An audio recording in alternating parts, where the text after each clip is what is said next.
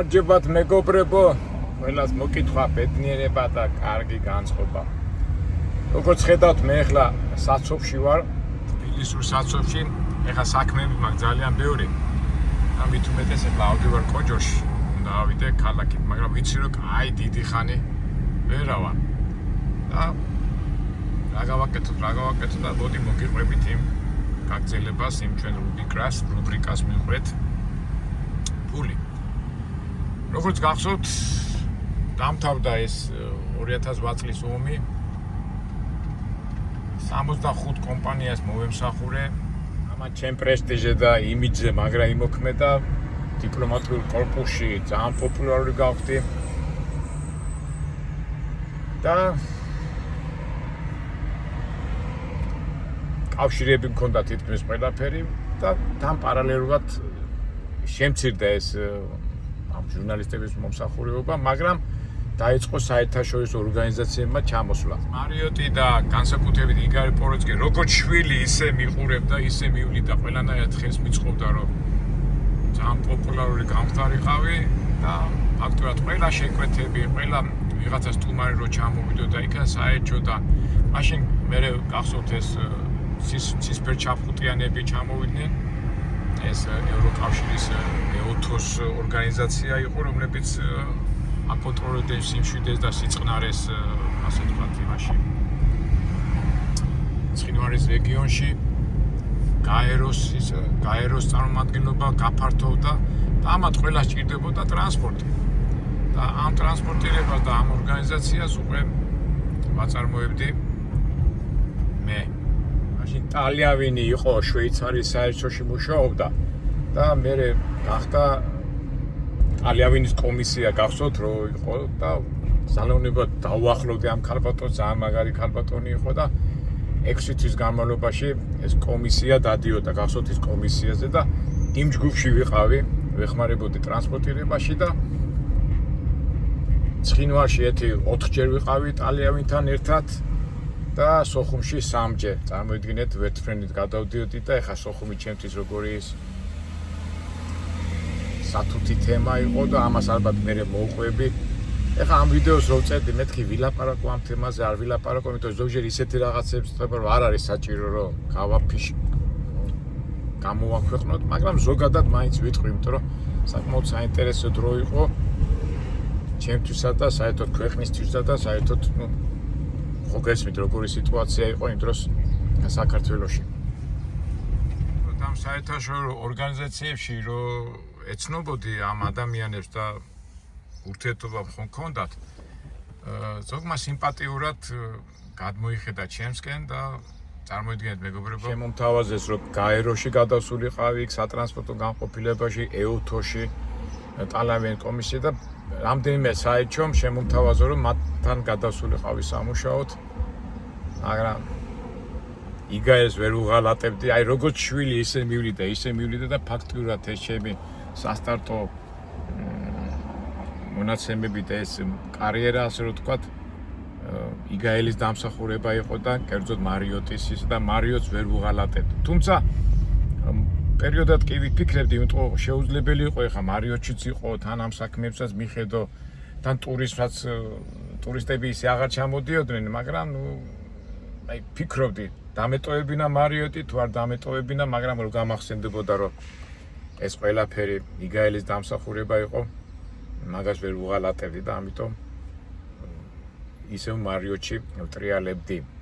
ეს 2008 წელი და 2009 წლის ივნისში მე მაინც მომიწია მარიოტის დატოვება და ცოტა ხანი ერთი თვე ვიყავი გარეთ, ანუ გარე ბიზნესით, ქუჩის ბიზნესში ვიყავი, ამას მე ყველაფერს მოგიხლებით და გადავედი ქორთიად მარიოტში.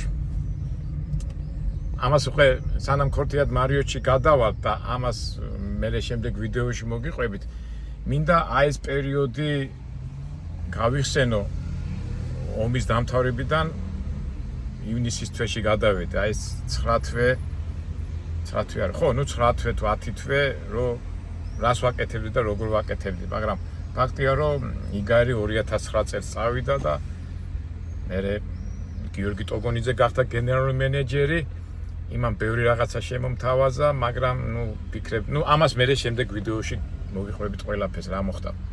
მაგრამ მოხდა ის, რომ მე უკვე აგვისტოს თვეში ქორთიაში გავხსენი ოფისი. 2008 წლის ზამთარი, 2009 წლის ზამთარი, 2008 წლის დეკემბრიდან იქამდე ძალიან საინტერესო პერიოდი იყო და ჩვენი არხიდან გამომდინარე ჩვენ ხო იმას ყოველთვის ვიძახით, რომ აი ადამიანები როგორ იქცევიან თან ჩვენი რუბრიკა რა არის ფული და ფულის მიმართ რა სიტუაციებში ჩავარდი და აი ამას მოგიყვებით, იმიტომ რომ ჩვენ საბოლოო ჯამში კაც რომ დავამთავრებთ, აუცილებლად ვილაპარაკოთ ფულზე და ფულთან მიმართებაში. დამამთავრებელ ვიდეოს, მაგრამ ჯერ მაგამდე მივიდეთ ნელ-ნელა. ზებს არ პოულობ რა ამ საცობებს ავწდე, მაგრამ ვერა და ვერ მოვშორდი ამ საცობებს, მაგრამ ამაზეც მე შემდეგში ვილაპარაკებთ. ეხლა ისე და ისე ცოტა მძიმე თემებზე უნდა ვილაპარაკო, მაგრამ ჩვენი არხიდან გამომდინარე ჩვენ ყველა თემას უნდა შევეხოთ. რას გულისხმობ, რომ რაც არ უნდა ცუდ სიტუაციაში ჩავარდეთ, რაც არ უნდა საზეწღარ სიტუაციაში ჩავარდეთ, ჩვენ ადამიანობა არ უნდა დავყარქოთ. ყოველ შემთხვევაში მე ასე ვცდილობ, ხან გამომდის, ხან არ გამომდის, მაგრამ მე ყოველთვის იმას ვიძახი, რომ ღმერთმა ჩვენ ბედნიერებისთვის შექმნა, ბედნიერება შევინარჩუნოთ, ჩვენ აუცილებლად უნდა გავუფრთხილდეთ ერთმანეთს და არ დავიზაროთ მოქმედება და არ უნდა ვიყოთ ზარმაცები. კარგი, დავიწყოთ. ესე იგი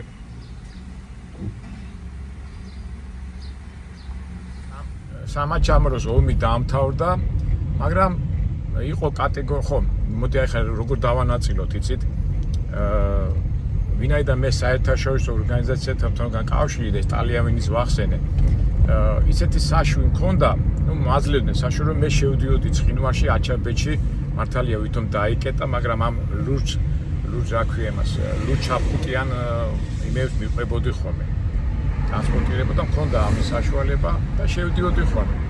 და აქედან გამომდინარე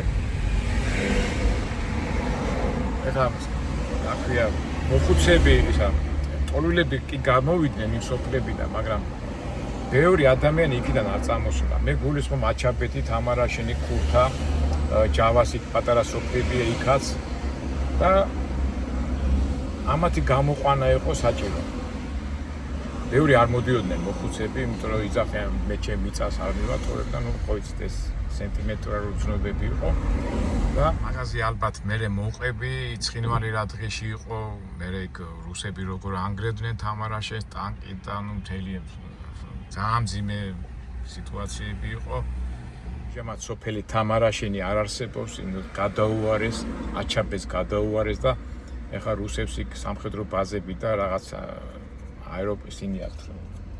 ვეთრენების, აეროდრომები აქვთ. წარმოიდგინეთ რა საშინელება ხდება და ამას მე ყველაფერს ვხედავდი.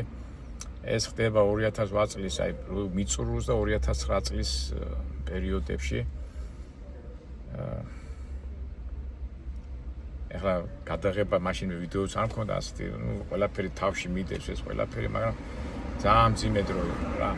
აი წარმოიდგინეთ ჯერ დამცირებული, შეურაცხყოფილი.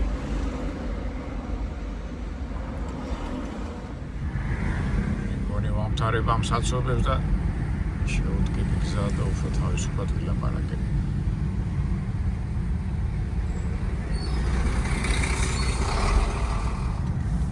მოდიცი მეგობრებო, რას ვიზამ? ეხლა მირეკავენ სხვა საქმეს და გავჩერდები და გავაგზავნოთ იქ საუბარი, ხო, თან ამ საცობებსაც მოშორდები. კინეურ და სერიოზულ თემებზე მინდა საუბარი და ჯობია გავჩერდე. იმის შიშით რომ პოლიციამ არ დამიჭეროს ტელეფონს ვიკავებ და მივიდეთ იქა და გავაგზავნოთ იქ საუბარი, არა ჩვენ ადგილას სადაც გვიყვარს.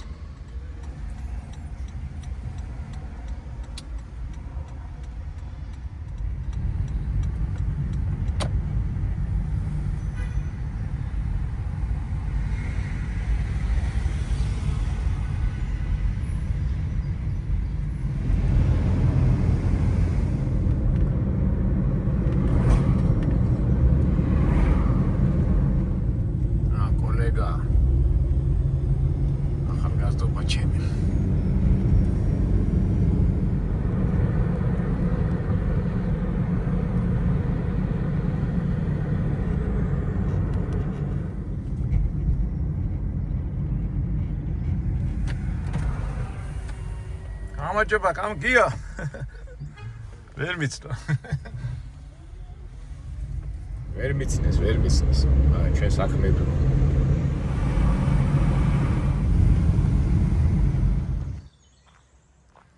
მოვედით ჩვენ საყვარელ ადგილას. სავარაუდოდ ალბათ ხშირად მოგვიწევს აქინა ვიდეოების გადაღება. თუ განსაკუთრებით, როცა უფრო სერიოზული და ისეთი თემა იქნება, სადაც უნდა წყნარად შვიდად გაანალიზო და ასეთი ადგილი ზუსტად ის არის. ეხლა რომ ნერვები ან რაღაცა გაურკვევლობა ან რაღაცა არის, სად თუ არა ასეთ ადგილას მოაწესრიგებ და დამშვიდები. დაწყნარდები. ნახეთ ახლა ხეთ, გესმით? ჩიტების ჭიკ-ჭიკი, სიწყნარე, სიმშვენე, სილამაზე და ახლა კიდევ ცივა და ეს რო გამწვანდება და უფრო გაიფუჩნება ფოთლები წარმოედგინეთ რა იქნება. ესე იგი სამაჩაბლოს ომი დამთავრდა, ის ნაკალა, ეს ისეთი დინამიკა აღარ იყო, ჟურნალისტები აღარ ჩამოდიოდნენ საერთაშორისო ორგანიზაციები და მე ჩემ ამპლუაში ვიყავი. აბსოლუტურად ვაკონტროლებდი ტრანსპორტის მოძრაობასაც კი მიდიოდა აფხაზეთის ხარეს და სამაჩაბლოს ხარეს, გულისხმობ ტრანსპორტს ცოტა ხმამაღლა ვაკონტროლებდი. ის უცხოელები ვინ ჩამოდიოდა, რაღაც ძალაუნებოდა, ყველა ჩემთან მოდიოდა, რომ მომეგვარებინა ტრანსპორტის ამბავი. და ის რომ მე ცხინვალში ურთიერთობა მქონდა, გახსოვთ, მე არ მომიყოლია ერთი პერიოდი 90-იან წლებში ბენზინი და თევზი გახსოვთ ის რომ ყვებოდი მაგ ამბებს. იყო რამდენიმე რეისი, ასე თქვა ერგნეთის და ორჯონიკიძედან შემოდიოდა სიგარეტი და ამ სიგარეტის ბიზნესით ამდენჯერმე კი 3-4 თვე მაგით ვიყავი დაკავებული და თავისთავად ახლა ურთიერთობაში იმ ადგილობრივ ოსებს და იმ ასე თქვა ადგილობრივ ბიზნესმენებს ყველას ვიცნობდი და ხო იცით ბიზნესი ისეთი რაღაცა პოლიტიკაზე არ ვსაუბრობ, თუმცა ამ თემაზე მე ჩემ მეორე წიგნში მიწერია ეს ურთიერთობა აღწერილი, მაგრამ რატომაც ეს ვიდეოზე გამომჩა ეს პერიოდი და ისე თქმა მინდა რომ კავშირი მქონდა ადგილობრივ ოსებთან. და წეღანაც რო ვთქვი რომ მოხუცები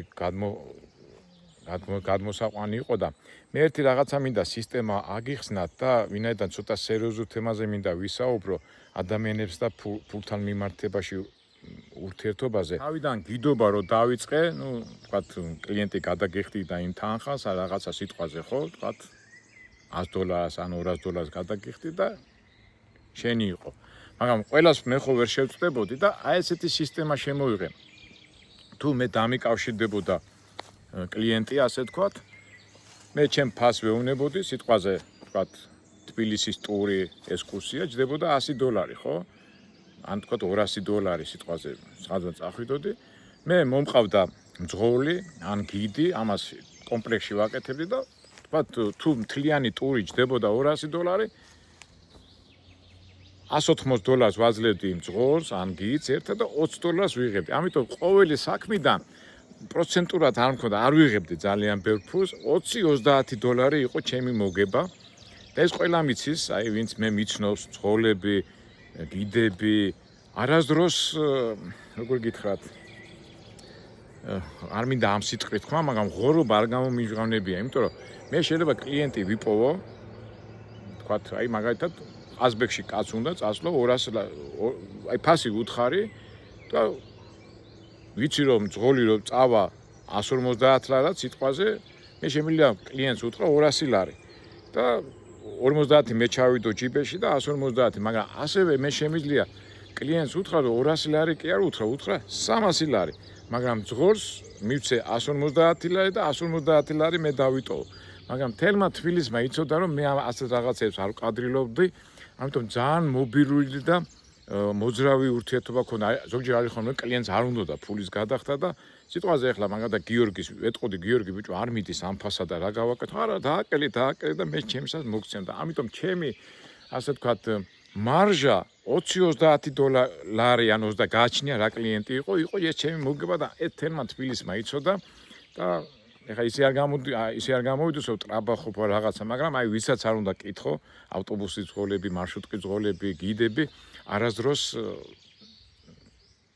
არ უჯდებოდი დიდ მარჟაში. მან ერთადერთი მომენტი ის იყო, რომ შენ უნდა აგერჩია კაი მძღოლი და კაი გიდი, იმიტომ რომ თუ რაღაცა იაღლიში მოხდებოდა, ხوارი ახლა ბიზნესის დროს რაღაცაა, რომ ბევრი რაღაცა ხდება რა, ჩეპეები რა და მთელი პასუხისგებლობა უკვე იყო ჩემზე, იმიტომ რომ კლიენტმა ხო არ იცის ის მძღოლი ვინ არის, მე მა პასუხისგებელი ამ ტურზე და ფაქტობრივად დიდი მოგება იმისი იყო, ვინც უნდა შეესრულებინა, მაგრამ პასუხისგებლობა ჩემზე იყო, მაგრამ ამაზე ეს ცოტა თავის სპეციფიკური მომენტია და ამ დროს შენ რო ხარ შუამავალი, მაქსიმალურად უნდა შეეცადო გაუშვა პროფესიონალი მძღოლი, პროფესიონალი გიდი და ეს ყველაფერი კარგად ჩატარდეს და საერთო ჯამში მაინც პასუხისგებლობა შენზე რჩებოდა.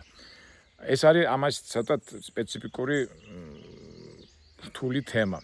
მაგრამ ვინაიდან ცდილობდი რომ ყველაფერი კარგად ყოფილიყო, უკვე შეკვეთები 5 და 6 კი არ მქონდა 10 სიტყვაზე 20 და ეხლა წამოდგეთ $20 10 $20 $200-ია სამაში და იმ პერიოდში $200 და $300 აი შემოსავალი იყო. თუმცა ამას ახლა მე მაქსიმალურად კბილებით აი ვცდილობდი რომ ახლა მარიოტი იყო, ვიცი ხო, მარიოტი როგორი სერვიზია, როგორი და თავისთავად ახლა როცა შენ ფირმას ხელმძღვანელობ, თავისთავად შენ ვცდილობ რომ ეს გამოცდილება და ეს ექსპერიენსი გამოიყენო შენ ფირმაში. ნუ ერთ სიტყვით აი ესეთი პრინციპით მუშაობდი და ამ პრინციპითვე 2008 წელს ეს ჟურნალისტები რო ჩამოვიდნენ იმ 65-60 კომპანიას ხო ვემსახურებოდი და ულებმა ეს იცოდნენ და მაგრამ ამ რეალიაში გამოჩნდებოდნენ ისეთი მძღოლები და ადამიანები, რომლებიც ეხა ფაქტობრივად მე ხო შუამავალია და შუამავლობა ჩვეულებრივი ამბავია. აი ხა ტრაილერზე რომ მუშაობ, ხო? ჩემი კომპანია 18%-ში მიზის. მე ის საქმეს მაძლევს, ეხლა ტრაილერის ამბავს ვიხსენებ, ხო? მე მანქანას ვქირავ, მე საქმეს ვიწყებ, ის საქმეს მაძლევს, მაგრამ იმ კომპანიას 18% მიახ, იმიტომ რომ საქმე მომცა. დანარჩენი ჩემი საქმეა და აი ესე ვაკეთებდი იქ, მაგრამ ჩემი ეხლა პროცენტულად არ ვართმევდი, მაგრამ $20-30 გააჩნია როგორი კლიენტი იყო და აი ესეთი პრინციპით მუშაობდი და მაგრამ გამოჩნდნენ ადამიანები, რომლებსაც არ უნდათ იმ $20-30 ჩემთვის მოცემა და ვთქვათ მძღოლი და კლიენტი უკვე მე მტეხავდნენ გვერდზე და პირდაპირ უთანხმდებოდნენ ერთმანეთის ფასში. მაგალითად ეხლა მარტო მე არ ვემსახურებოდი, ეხლა მე ძალიან ბევრი მძღოლები ჭირდებოდათ იმ პერიოდში და მახსოვს მძღოლები და იქითკენ ცხინვალისკენ მიდიოდნენ $100 და უხაროდათ, მაგრამ მე $100 კი არა, ჟურნალისტი რო გადამიხდიდა სიტყვაზე $300, 200, მე პირდაპირ ვეუბნებოდი, აი ამდენს მაძლევენ და გამოვუშვი ჩემსკენ $30 მეტი არ მინდა. ამ დროს ყველას უნდოდა ჩემთან მოსვლა, მაგრამ ნუ ხო მიხდით რისი თქმა მინდოდა, რომ მძღოლები მიდიოდნენ $100-ად და მე 300 რო ვახტევინებდი, ამას 200-250 ვაძლევდი. აი ხო შემიძლია 100 მიმეცა, 120 მიმეცა, არა. მაგრამ არ ვიცი ახლა ეს სწორი გზა არის თუ არასწორი გზა, მე ასე ვაკეთებდი, ვიცოდი რომ მე ყოველდღე ეხლა ვცდილობ რომ ჩემთან ვინც მუშაობს, ვინც ერთად ვაკეთებ ბიზნესს, უნდა იყოს კმაყოფილი. კი, პრობლემების მეტი რა არის, მაგრამ მე ყოველთვის ამას ვიძახი, ჩემთან ვინც მუშაობს და ვინც მოქმედებს, ის უნდა იყოს კმაყოფილი. ეხლა ზოგი იტყვის, აუ ბიჭო, რატო ეს შანსი რატო გაუშვი, ის ფული გამოიყენე, მაგრამ ეს უკვე სხვა სალაპარაკო თემაა.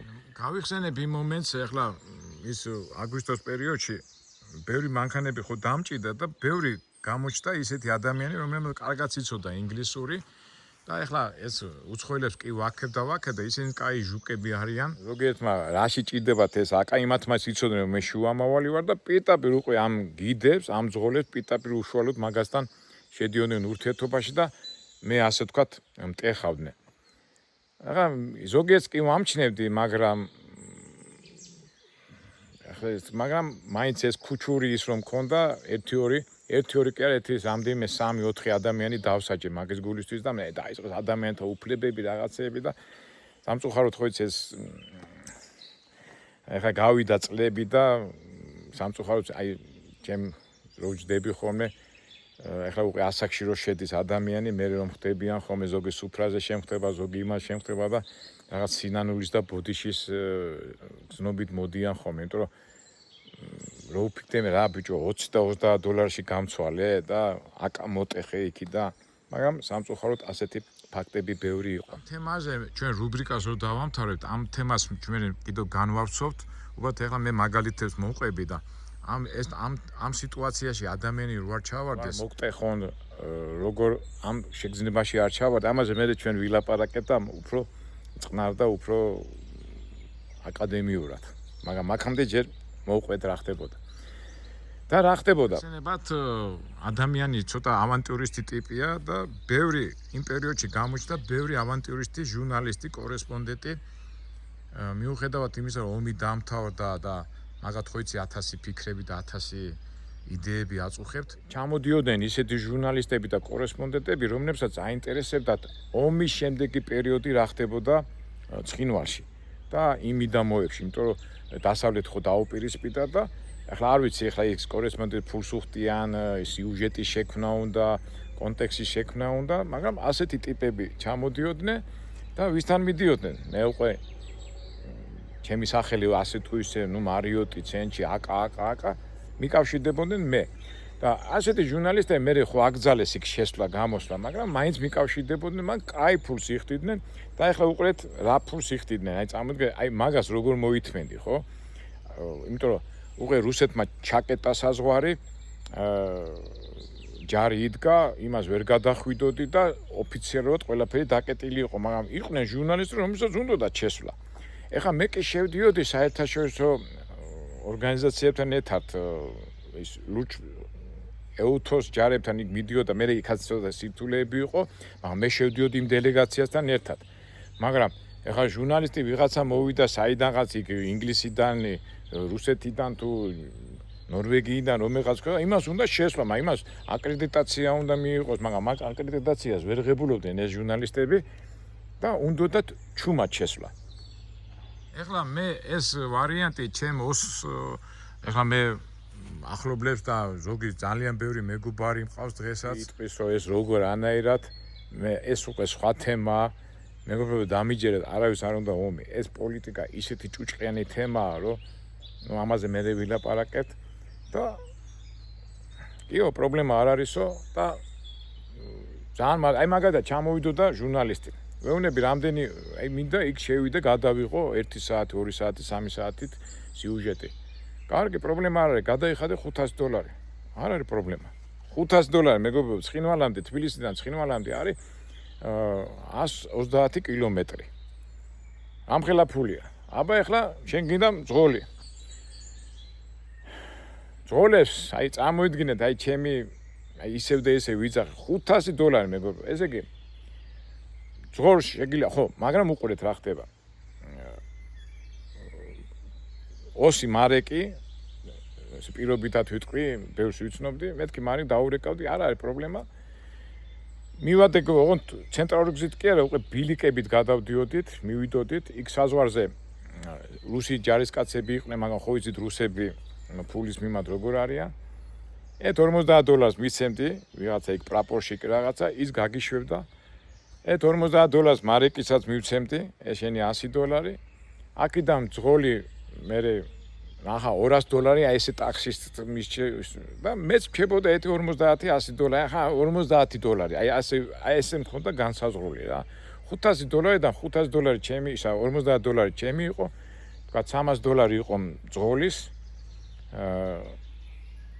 იქ მესაზღვრეს იმას მისცემდი და გადაანაწილებდი და აი ეს ხაზი გავხსენით და უკვე ისე ძღოლებს უშვებდი ვისი იმედიც ქონდა რომ უკვე ეხა მეორე მომენტიცა ეხა ძღოლი მანქანით შედიხარ ცხინვალში შიში გაქვს ფსიქოლოგიური ხო შეიძლება წაგართვან მანქანა შეიძლება არ წაგართვან მე გზები 1000 რაღაცეები და იქ ცხინვალში დაელოდებოდა ეს ჟურნალისტი მოილი და ის რუსები რასაკეთებდა მე უკან მოდიოდნენ ზოგჯერ ეხლა რუსი მესაზღვრეები გიჩმახებდნენ ხოლმე это не хватает, она прапорщику там начальнику не надо, да, ზოგჯერ იყო ხოლმე რომ იმ გენერალს მე თანხას ვაძლევდი და ჩემი შემოსავალი იყო აი ისევ და ისევ 20-30 ახახა $50. ასე თუ ისე ეს ხაზი გავჭერით, მაგრამ ისეთი აქტიური ხაზი არ იყო. მე მაინც სხვა ყურადღებით ხმა სხვა იმით ვიყავი დაკავებული, მაგრამ ერთ დღესაც სახში ვარ, რაღაც ტელევიზორს უყურებ, ბავშვებს ვეთამაშები და მირეკავს მაშინ მობილურები ისე არ იყო ტელეფონზე. მირეკა, ხო, ტელეფონზე საიდან იცოდა ეს ტელეფონი და ხალი წივირ-კივილი, აკაკი, შენ გაუწყდი შენ დედა, შენ რა გამიკეთე, დამიღუპე ოჯახი, მეთქვი წყევლის ბუთხავს ეს რა მიქენი, დამიღუპე ოჯახი, ეს რა მიქენი, გადამრიე, ხალი ლანძღავს სასწავლო და მეთქი ქალბატონო, ვიმძანდებით მეთქი და მე შოთას მეუღლე ვარ და დამიღუპე ოჯახი და შენ გიჩვენებ წყევრა, მეთქი ვინ შოთა და სად გააგზავნე ჩემი ქმარი ეს შენ კრიმინალო შენ რაღაც ნუ არჩე და მეთქი ქალბატონო ვიმძანდებით მე შოთას მეუღლე ვარო რატო გააგზავნე ცხინვალში თავპირი გამტრეული მომივიდა აქაო და შენ ვინახო მეთქი ვინ გავაგზავნე სად გავაგზავნე ქალბატონო მეთქი და ყიდა შენ გიჩვენებენ ეს კიტა მიქრე და მეთქი არავინ არ გამიგზავნე არ გაგიგზავნიაო შენო შოთასო და გამახსენდა კაცო ეს შოთა ნუ ერთ სიტყვით მოკლედ გეტყვით რა მოხდა ეს შოთა მუშაობდა 80-იან ისე ერთ-ერთი ის იყო მძღოლი ყავის იყო მძღოლი რა და ვაგზავნიდი რა იმეებში და ერთი 4-ჯერ თუ 3-ჯერ გავუშვი რუსი იყო სხვათა შორის ჟურნალისტი რა ხო და ერთ დღესაც ამ შოთამ ჩემი ის $20-30 გადახდა არ უნდა და ეს ჟურნალისტი პიტაპი დაუყავში და ამ ჩვენ შოთას ამ შოთამ დიდი სამბიძა ჩასვა და წავიდა იმაში ჩემ გაკვლევ გზაზე იქ რუსებს ის გადავიდა ფული მისცა იქა და იქ მე მარეკის დაუნახია და აკა როგორ არისო რაღაც აკაზე ჩამოვადა და რაღაც არ მოეწონა და აკა მიცის რომ აქ ახარო და არა იცისო ყველაფერი იცისო და იმ დღეს მე მეორე დღეს დამირეკა მე გავიხსენე ის მომენტი და შენი ბიჭები აქ არიანო მე კითხება მარეკი და არა მეთქი არავინ არ გამიგზავნია მეთქი და ხო არა პროსტა იკითხა და აი მე გავიხსენე ეს რა მოხდა დაიჭირე შეშენი შოთა კარგად მობეგვეს ეს ჟურნალისტი დაიჭირეთ კარგად პანჩური ამოარტყეს ამ შენ შოთასაც კარგად ეს მანქანაც წაართვეს და გამოაკდეს რა გზები და როგორ ჩამოვიდნენ თბილისში და ეს ცოლმა რო დაინახა თელები თავი გატეხილი და ნუ ძალიან ტრაგიკულ მდგომარეობაში დახვდა და აი ცოლმა არ დამირეკა ეს პერიოდი ვა და შენ გიჩვენებს ისო და მეთქი დამალაპარაკეთი შოთა მეთქი და კაი არა შენ დაგელაპარაკებიან იქით მე მუქრება რო მეთქი შოთა დამალაპარაკე ვეუნებია შენ დაგელაპარაკებიან აი რა დამიკიდა ყურმილი გადის 1 საათი და ჩემს ახთან ამოდის ერთი ჩვენო ისა ვართო შოთას ახლობლები ვართო და ხო არ ჩამოხარ ქვემოთ აუ მეთქი ხე ვინ არიანო და ჩავედი მანქანით არიან და ერთი 5 კაცი რა ვიცი ნათესავები ვიღაცები იყვნენ და ხო იცი ვითომ ძველი ბიჭები რა და ძმაო ჩვენი ის და ნუ ერთ სიტყვით აღა ბევრი ვარ ვილაპარაკო აუხსენი სიტუაცია გაგიჟდნენ სახე შეეცვალათ ეხა მართალი ვარ მე უჩემოთ რატო წავიდა ისა მე ხო იცი ეს აი როგორც თქვენ არ შეტრიადნენ და წავიდნენ ბოდიში ძმაო მართალი ხარო და წავიდნენ აი წარმოიდგინეთ მეგობრებო აი რა არ ვიცი და ახლა ფიქრობ ხო აი რატო ჯერ ის გულისთვის მიღალატე მეორე ეს ოჯახი ან ცოლი ბავშვები რა დღეში ჩააგდე რაღაცა $20-30 გულისთვის სად მიდიხარ უჩემოთ და ასეთი მომენტები მე ჩემ ბიზნესში ძალიან ბევრი იყო ეს გადაგდება რო იციან ახლა როგორც ტაქსისტი ადვილია კლიენტი გადაგაგდეს მაგრამ როცა პარტნიორი ბიზნეს მეგობარი გონია ამხანაგი და იმ რაღაცა ვირეშმაკობის გულისთვის ასე დღეში რო ჩაიგდე რა ძნელია და სამწუხაროდ ეს ვირეშმაკობები სამწუხაროდ ადამიანის ცოდვილი ბუნებიდან გამომდინარე სამწუხაროდ დღემდეც მომყვება და ამას მე კიდე ვილაპარაკებთ ამ თემაზე ვიდა 2-3 დღე და ეს ქალბატონი მირეკავს ისე. ეთყობა იშო და აუ ბოდიშითო ბატონო აკაკიო ჯო მესმისო ისაო და იქნებო სამოწყოფოში ყავსო ეშოთაო და იქნებო ფულით დაგვეხმარეო რა ძალიან მაგრა გვიჭისო რა და რას იზამთი თქვენ მეგობრებო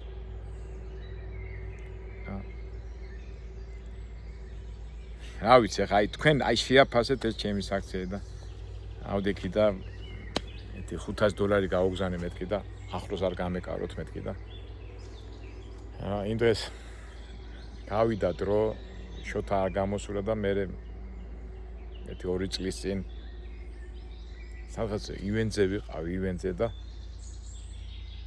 ახალგაზრდა ბიჭი მოვიდა რა იქნებოდა 33 წლის და მიყურეს შორიდან მიყურებს და მეთქი აუნდა აი ხო ის ადამიანი შემოგაჩერდება ერთხელ და მეთქი ხა ფოლოვერი ან რაღაცა და მოვიდა და ბატონო აკაკიო მე შოთას ბიჭი ვარო რა და უცბად ფერი შემეცვალა რაღაცა არ მესიამონა რაღაცა ბოდიშო აპატიო და ამა ჩემის ნაცვლото ბოდიშ ვიხტიო რა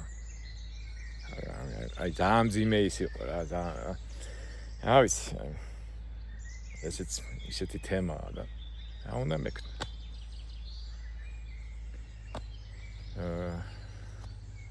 შოთა 8 წლის თუ 7 წლის წინ გარდაიცვალა მაინც ეთყობა თავში რომ ჩაატყეს და რაღაცა მე დარჩა ინვალიდი გახდა მაგრამ მე არ მინახია მაგრამ ნუ რა ვიცი მაგრამ შვილი მოვიდა და მომიტევო ასე მითხრა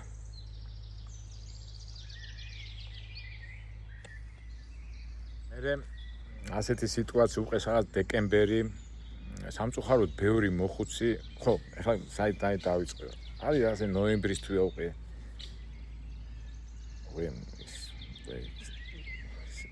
ცივდება თბილისში ხო ეს წვიმები რომ მოდის და ისევ სახში ვზივარ ბავშვებს ვეთამაშები და კარებს მიკაკუნებენ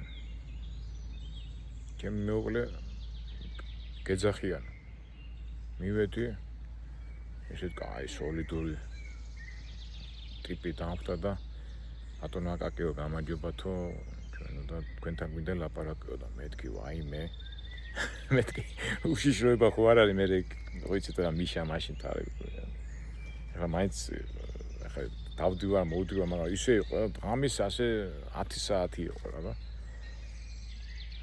შემოდით მეთქი სახში მეთქი და არა მინდა ქვემო ჩამოხვიდეთ და მეთქი ახლა ეს ვიღა გულში ფიქრობ გავედი ეზოში და 2 ბოლო გამოშვების ეს კლასის მერსედესები შავი დგანას მეთქი ვაიმე ფიქრო თან უკვე მაშინ უკვე გახსენ უშიშროება და ის უკვე 1-2 რაღაც მაგასაც მე მოვყვები ალბათ შეიძლება არ უნდა მოვყვე რაღაცა შენიშნა მითხრეს რომ და ჩაჯიკი მანქანაშიო უკანა ეს ძოლი გადავიდა მანქანიდან და ეს კაცი და მე უკანა სიდენიაზე დავჯექით და ვხედავ რომ უკან მანქანებით ის შვები არ ეთყო დაცვის ისინი იყვნენ რა და მოდიო პიტაპირ გეტყვიო რა ვიციო რომ უცხო იმაში ცხინვაში გადადიხარ გადმოდიხარო რა და უნდა დაგვეხმარო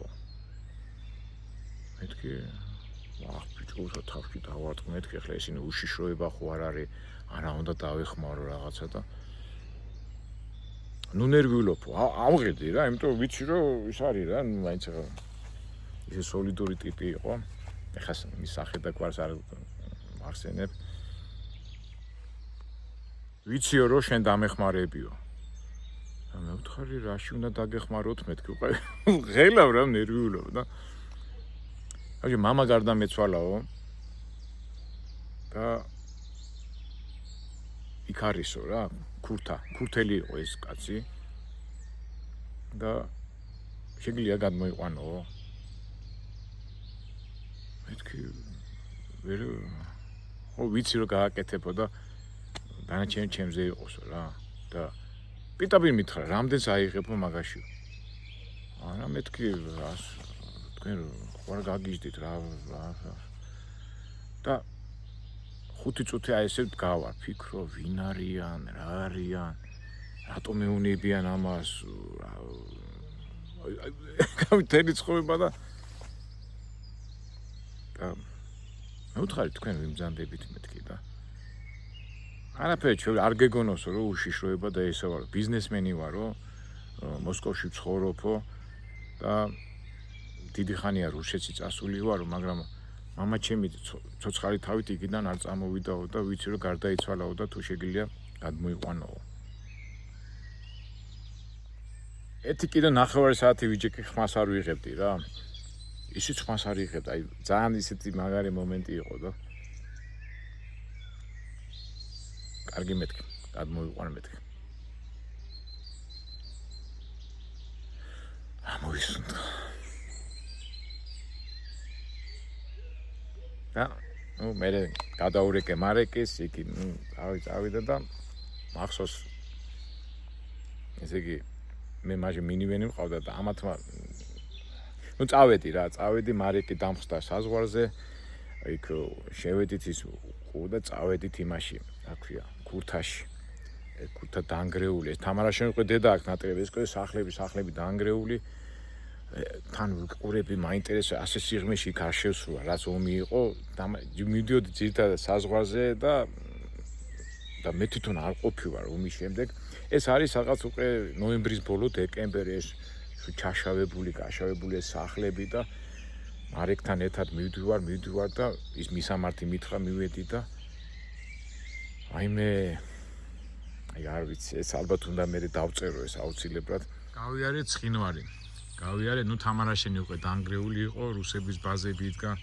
გავიარეთ აჩაბეთი და იქიდან რაღაც ერთი როგორც მახსოვს 45 კილომეტრია ეს ქურთამდე რა. რო შევედით და სახლები ხო დაანგრეული და შევედი სახლში და ერთი 4-5 მოხუცი, ვინც არ წამოვიდნენ, იქ ქალები იყვნენ ისო და მიცვალებული იყო ტახტზე დაწოლილი და მეთქი თქვენ აქ კიდო აქ როგორ ხო შვილო რა აქ საწავიდეთ და რაღაცა და მარიკე მაჩქარა ვიკო რუსები მოვლენო და პრობლემები შეგვიქნიან და მეთქი რაღაცა წერილი არ გინდათ რაღაცა რა გავაყოლო თქვენ არა შვილო ხო 1-2-მა წერილი გამომატანა რა ეს მოხუცები იყვნენ აი ძალიან შოქში ვიყავი და ავიყვანეთ ეს მამა საკაცით მარეკის ის ყავდა ვილისი ჩევდეთ მე მივედით მე მარეკი დამეხმარა ჩემ მანქანაში გადმოვიყვანეთ ეს მიცვალებული მარეკმა მიდიო მე წამოვიდი და ეს ბროწლეთი და უკვე კარალეთში მივიყვანე ამ შვილთან გადამეხვია რა აი ხა გადამეხვია და კონვერტით ჯიბეში მომაწოდა ეს ფული და არ დაგივიწყებო გავვა და ნუ წაიყვანეს ეს მიცოდა გავშალი კონვერტი და $2000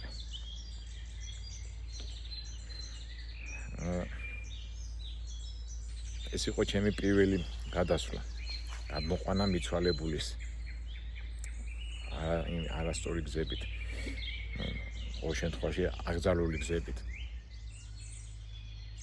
მის შემდეგ უკვე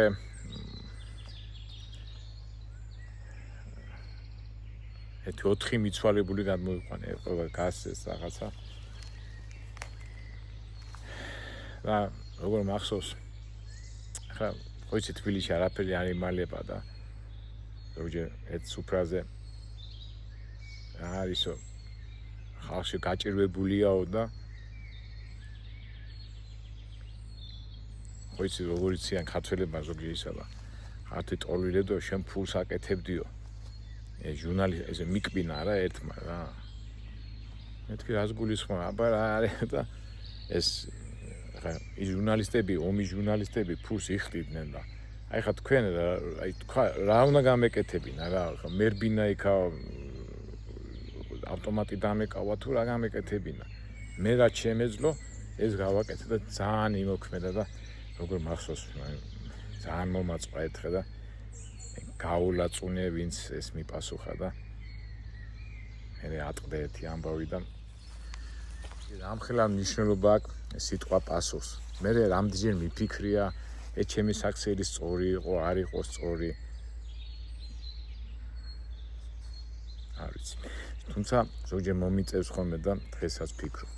ნუ ერთ სიტყვით, აი ესეთი ეს იყო ივნისამდე, მე იგაელი წავიდა. ჩემი მამობილი ძალიან მიყვარს, მე ამერიკაში შემხდა, ორჯერ შევხვდით ერთმანეთს. ეხლა პენსიონერია, ზოგჯერ დაბადების დღეს ან იმას ვილოცავ. ისე საინტერესოა, იმ დღეს დაურეკე, მოვიკითხე ისრაელი რა დღეშია ეხლა, არა ჩვეულებრივათო. რა ვიცი, ამ ებრაელებისთვის ეს ომი და ეს არაფერი არ არის. და აი ძალიან ტკბილად მახსენდება ეს პერიოდი და ასე ვთქვათ, ჩემი ოფიციალური მარიოტის თანამშრომლობა დამთავრდა ივნისის თვე იყო რა.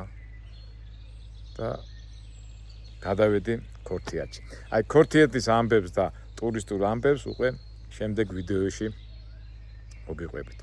მე კიდევ ყველას გისურვებ სიხარულს, კარგ ხასიათს და შევხვდებით მომავალ იმედია საინტერესო ვიდეოებში. მერტი ჩვენთან.